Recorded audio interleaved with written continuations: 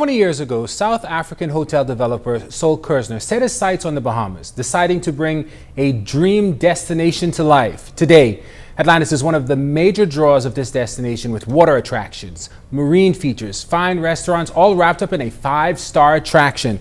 Tonight, our Keishla Adley is live at the Atlantis as they celebrate their accomplishments and show you why it's really the best spot for lovers this Valentine's Day. She also takes a look at the 20 years in the making. And Keishla, a few seconds ago, I got to see some Patron, and I think it was Courvoisier, Grand Marnier. So it sounds like you're going to have a great time down there.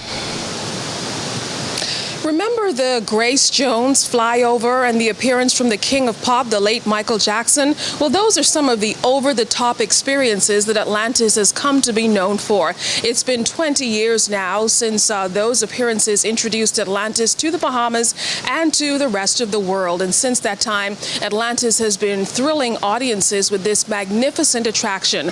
Earlier this week, we sat down with the president of Atlantis, Mr. George Markintonis. We talked to him about the last 20 years of Atlantis. Legend which came to life 20 years ago.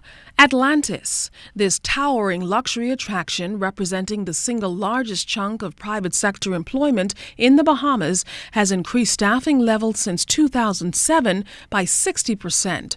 President and Managing Director George Markintonis. 8,000 people, approximately 8,000 people, are employed at this property.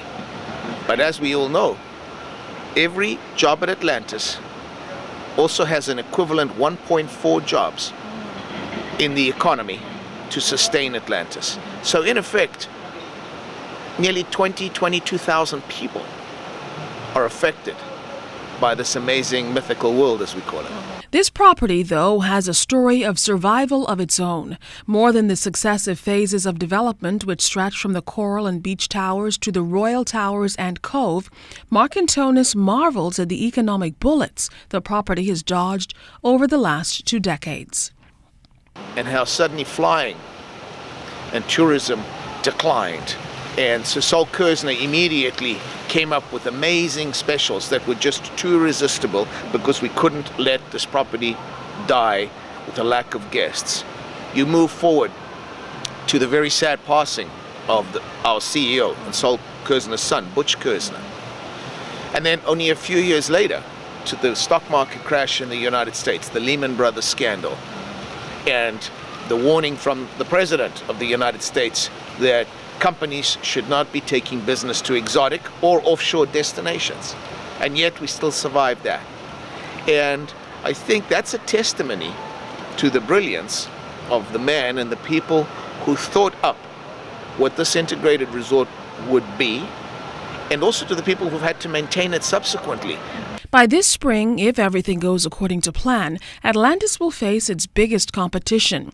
We asked Mr. Markintonis his take on sharing Atlantis' mega resort status. You know, we focus on what we do best. We're not going to spend too much time worrying about everybody else. We have a very, very proven business model and track record. That's why we're still here 20 years later. So I don't see Bahama as a major threat.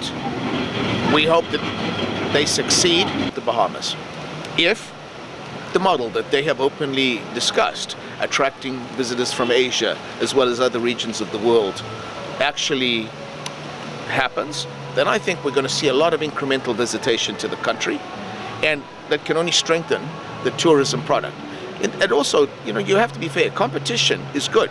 Atlantis' ingenuity continues to take the resort from strength to strength, most lately with events hosting like the LPGA Tours and Division I college basketball.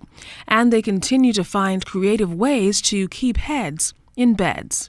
When the Lehman Brothers crash happened in 2008 and we lost most of our group business, we lost over 50,000 room nights in group business like that overnight. The ballrooms were sitting empty. We had to be nimble. We couldn't just throw in the towel. And one of our thoughts was, well, we've got these fantastic spaces. What is going to really lure someone, even if it's just for a weekend, to come to the Bahamas? And that's how the Atlantis Live concert series started. And our very first concert, which was Maroon 5, to this day I'll remember it. with mind-boggling results. And since then, we've had just about every major act that one can think of.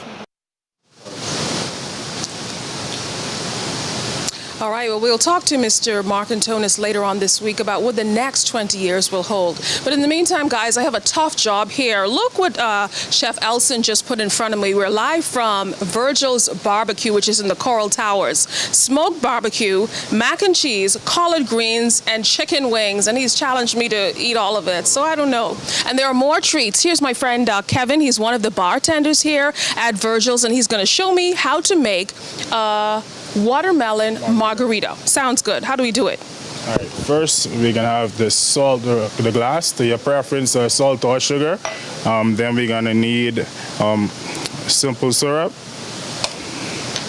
fresh lime juice. And I'll let you add that tequila and concho for me. Tequila. There's the poncho. All right, just a little bit of water. And you mix that up together. What else goes in there? We're gonna muddle these right here. Fresh. It's gonna be fresh watermelon. Okay. You're an expert at this, right? Yeah, I do this all the time.